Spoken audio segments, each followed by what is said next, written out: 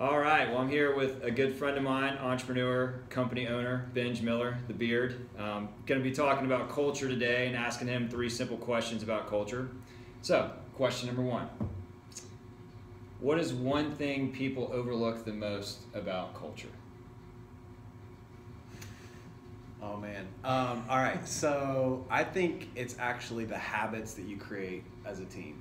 Okay. People tend to think, ping pong and meals and food and fun things, environment even we talk about all the time. Yep. But really, it's the habits you build as an organization, as a team, that create that culture.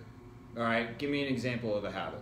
All right. So some companies eat together every Friday. Okay. At Syrup, they round up every morning and they talk about they have different topics for the different days of the week. Mm-hmm. We have our set cadence, even meetings of cadence, whether it's check-ins in those that are personal before you get to the business. Those are all little micro habits that you can create in a company and ultimately sets the tone. Yeah. Well, it's funny, I'm a big Clemson football fan, and when you listen to Dabo talk, one of the things that he talks about a lot is just consistency around everything. Yep. Saban does the same thing, so I totally agree with that. What's a leader or a company you admire around culture? Like what do you see within other companies or other leaders that you really admire? Yeah. So I was just telling somebody yesterday, I think that leaders are wired either for product, process, profit, or culture.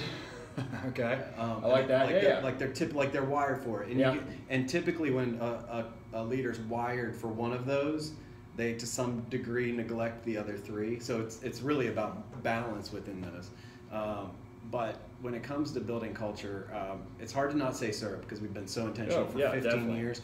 Outside of that, I went on an office tour at Elevate last week, and cool. Okay. It was the shout out to Billy Bowie, what he's created there, their team, the habits that they have, and how they've really not just created the documents that create the culture, but the way that they indoctrinate their clients and staff into what that looks like was really, really impressive. Interesting.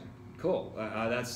It's in here to say that. I mean, you went and toured their space, so there was the physical space, but it was even more than that. As to your point earlier, there's consistency. They have habits. They have documents. They have been intentional about it. And they literally, the way I toured their office with them, I was number, I think, 638 that had toured the office like that in the same way. Right. They literally are intentional about how you tour their office and the experience that you have as you tour their office. That's Very awesome. impressive. That's awesome.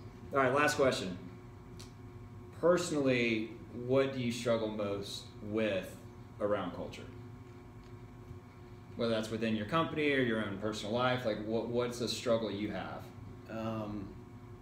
Me personally, my struggle is always more micro, more interpersonal than it is the collective. I think I do a pretty good job on the collective. The hard part for me is if you talk about communicating with truth and grace. Yeah. And again, most of us tend to live on one side of that scale. Yeah, very true. And I tend to go more toward grace with people when there's opportunity for me to bring more truth that ultimately people crave. They want that feedback, in a constructive ways.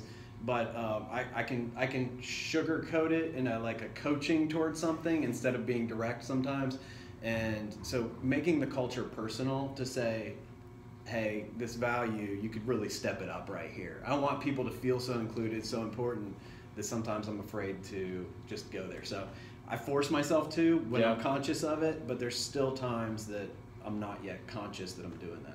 Yeah, and that's hard to deal with because you're a person that loves other people and you want to build them up. For sure.